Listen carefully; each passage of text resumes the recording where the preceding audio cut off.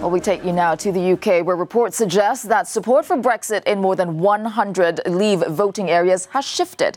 Well, in data analysed by the British newspaper The Observer, more than 25% of British Parliament constituencies that voted to leave the European Union, they now want to remain. Well, joining us live from London with the latest is Euronews correspondent Vincent McAviney. So, Vincent, tell us all about this. Who has shifted their position?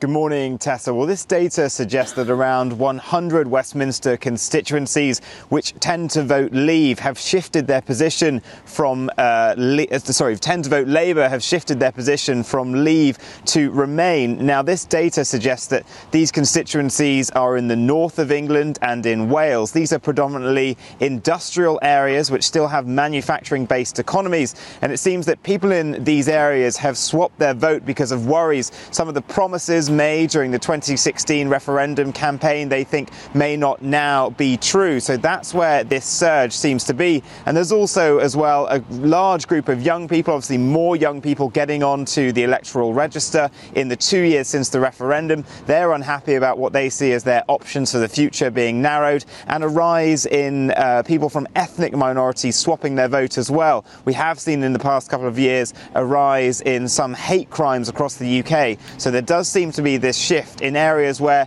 there was real surprise in 2016 that they actually voted to leave the EU.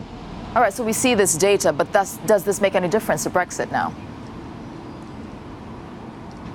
Well, really, no. This data does suggest that if there was a referendum, 53% would vote to remain and 47% would vote to leave. That is 1% more than the margin in 2016 when it was the other way around. It was 52% leave, 48% remain. But at the end of the day, whilst there is campaigning now for a second referendum, and you have prominent people like the former Education Secretary Justine Greening, who's left government, saying there should be one, Downing Street is very clear. There will be no second referendum. What it might do, though, is put pressure on the Labour leader Jeremy Corbyn to soften his stance on Brexit, because he may be able to inflict damage on the government, and he knows now that his supporters seem to be turning against it.